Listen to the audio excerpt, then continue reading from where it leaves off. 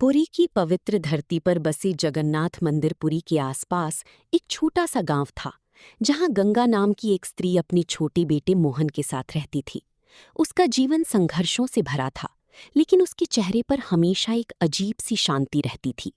लोग कहते थे कि गंगा की सबसे बड़ी ताकत उसकी ममता है और उसका सबसे बड़ा सहारा है भगवान जगन्नाथ पर उसका अटूट विश्वास। गंगा का पति कई साल पहले एक बीमारी के कारण गुजर गया था। उसके बाद से उसने अकेली ही अपने बेटे को पाला। गरीबी इतनी थी कि कई बार दोनों को एक समय का खाना ही मिल पाता, लेकिन गंगा ने कभी शिकायत नहीं की। वो रोज सुबह मंदिर के बाहर बैठकर फूल बेचती और उसी से जो कुछ मिलता उसी में अपना और बेटी का गुजारा करती। मोहन बहुत छोटा था, लेकिन समझदार था। वो अपनी माँ के चेहरे की हर लकीर को पढ़ लेता था। जब भी गंगा उदास होती, वो पास आकर कहता, माँ चिंता मत करो, बाबा जगन्नाथ सब ठीक कर देंगे। गंगा उसके सिर पर हाथ फेरते हुए मुस्कुरा देती, लेकिन उसके दिल में एक डर हमेशा रहता। अगर कभी वो बीमार पड़ गई तो उसकी बेटी का क्या होगा। एक दिन सुबह सुबह जब गंगा मंदिर के बाहर फूल बेच रही थी, तभी अचानक उसे चक्कर आया और वो वहीं गिर पड़ी। आसपास के लोगों ने उसे उठाया और पास की एक झोपड़े में लिटा दिया। मोहन घबराकर रोने लगा, माँ उठो ना, मुझे छोड़कर मत जाओ।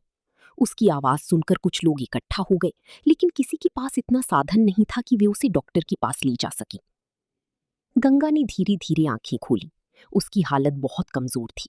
उसने अपनी बेटी का हाथ पकड़ा और धीमे स्वर में कहा, बेटा डरना मत, बाबा जगन्नाथ हमारे साथ हैं। लेकिन उसकी आवाज में खुद भरोसा कम और चिंता ज्यादा थी। उस रात मोहन सो नहीं पाया। वो बार बार अपनी माँ को देखता और रोता। आखिरकार उसने एक निर्णय लिया। सुबह होते ही वो अकेले ही मंदिर की ओर चल पड़ा। उसके छोटे छोटे कदम, लेकिन मन में एक बड़ा विश्वास था। जब वो जगन्नाथ मंदिर पुरी पहुंचा तो वहां बहुत भीड़ थी। वो धीरे धीरे लोगों के बीच से निकलकर भगवान के सामने पहुंचा। उसकी आंखों में आंसू थे। उसने हाथ जोड़कर कहा, बाबा मेरी माँ को ठीक कर दो, मेरे पास कोई नहीं है। अगर माँ चली गई तो मैं भी अकेला हो जाऊंगा। लोग उस छोटी बच्ची को देखकर भावुक हो गए, लेकिन किसी ने ये नहीं सोचा कि उसके शब्दों में कितनी सच्चाई और दर्द है। मोहन मंदिर के एक कोने में बैठ गया। उसने ना खाना खाया ना पानी पिया, बस वो लगातार भगवान को देखता रहा। समय बीतता गया, दिन ढल गया, लेकिन वो वहीं बैठा रहा। रात होने लगी। मंदिर के कपाट बंद होने का समय आ गया। अगर आपको ये कहानी अच्छी लगी हो तो प्लीज़ इसे लाइक करके हमारा हौसला बढ़ाइए। और हाँ, ऐसे ही और कहानियाँ सुनने के लिए चैनल को सब्सक्राइब करना मत भूलिएगा।